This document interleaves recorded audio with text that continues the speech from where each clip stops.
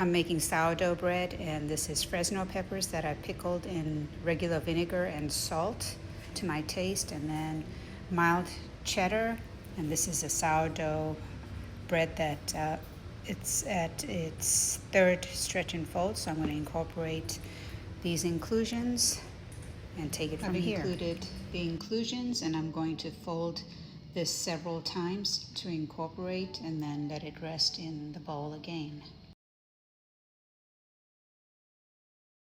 Performed some additional steps before this state where I have it in the oven without it turned on, and it's rising to about 3/4 up the sides, and then I'll place it in the fridge to cold ferment and bake it up the next day.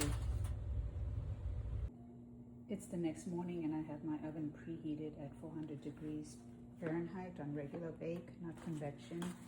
And this is the big reveal of what the loaf looks like the next morning. If I can open it here.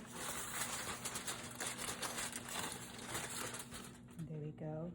That's a good amount of rice, almost the top of the loaf pan. I'm just checking to see if there's any large air bubbles, which I think I'll pop this one here so it's easy to cut once it's completely baked. So I'll put it in the oven for 20 minutes cover it back up for 20 minutes and let it steam, and it should puff up. Check out that oven spring.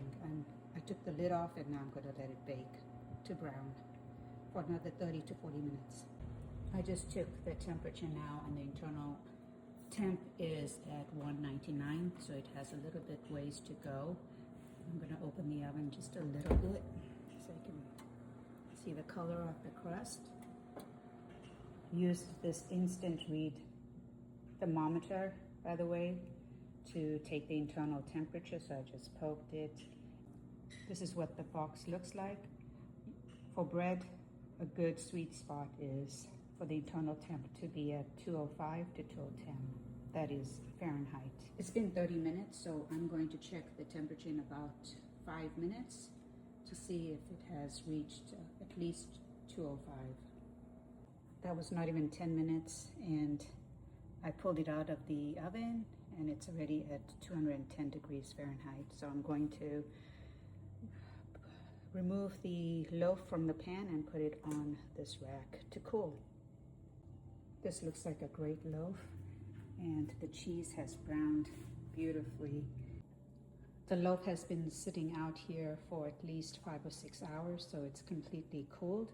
I'm going to go ahead and cut it and store it in this, first wrap it up in cling wrap or saran wrap and put it in this bag to place in the freezer. I'll leave a few slices out to enjoy today and tomorrow and share some of this as well. The big reveal will be when I cut into the loaf to see if the inclusions were distributed evenly, and also to check on the crumb if I got it right. So I just cut into the bread, and I'm going to turn you around to show you exactly what the crumb looks like. Check this out.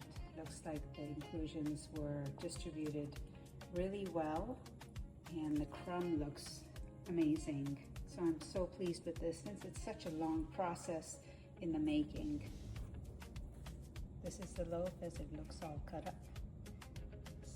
This piece in particular is very holy. But overall, this is a wonderful loaf.